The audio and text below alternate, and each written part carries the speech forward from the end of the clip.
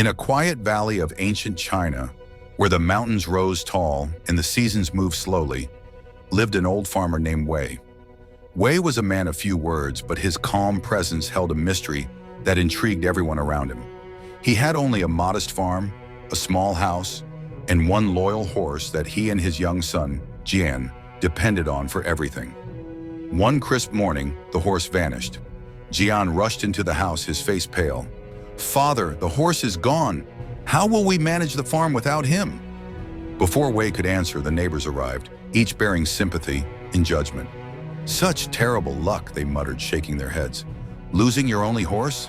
That's a harsh blow." But Wei merely nodded, his face unreadable. "Maybe so," he replied with a gentle smile. "Maybe not."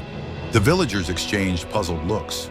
To lose a horse, they thought, was undoubtedly bad luck. They whispered about the old man's strange response as they left, certain that his stoic nature would be tested soon enough. But to everyone's surprise, a few days later, the runaway horse returned, this time with a small herd of wild horses following him. They galloped into Wei's field, filling his farm with new life.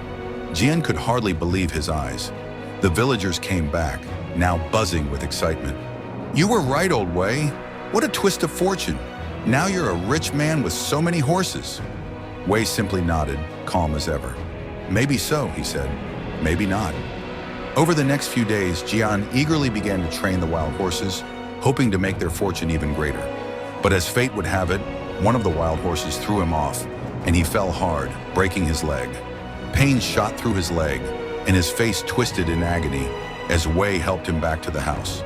Once again, the villagers arrived, their faces somber. "How terrible," they said, shaking their heads in pity. "Your son, injured so young. What cruel luck." But Wei only glanced at them, his face steady. "Maybe so," he replied. "Maybe not." The weeks turned into months as Jian's leg healed slowly, and Wei continued to work the fields with quiet determination. Then one day, an imperial decree arrived in the valley.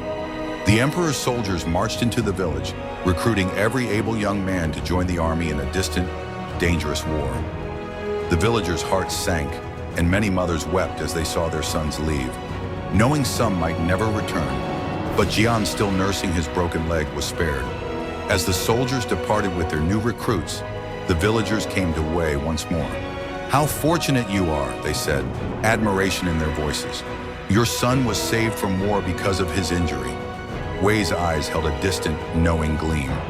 "Maybe so," he replied, his words soft yet powerful. "Maybe not."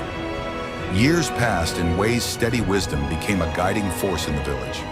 The people, once quick to judge every rise and fall, began to understand the lesson woven into his every word. They realized that life's events, like ripples in a pond, could not always be labeled as good or bad. They flowed, they shifted, and sometimes what seemed like a curse brought unexpected blessings. And what seemed like fortune had its hidden shadows. Wei's story, told in whispers across generations, taught the villagers, and those who came after them, that life was a balance of light and shadow. And the greatest wisdom they learned was not to grasp for answers, but to greet each twist of fate with a quiet heart and a curious mind. In the end, Wei's legacy wasn't just his calm response to life's ups and downs. It was the gift of patience and the understanding that every chapter of life, no matter how it unfolds, deserves the grace of acceptance.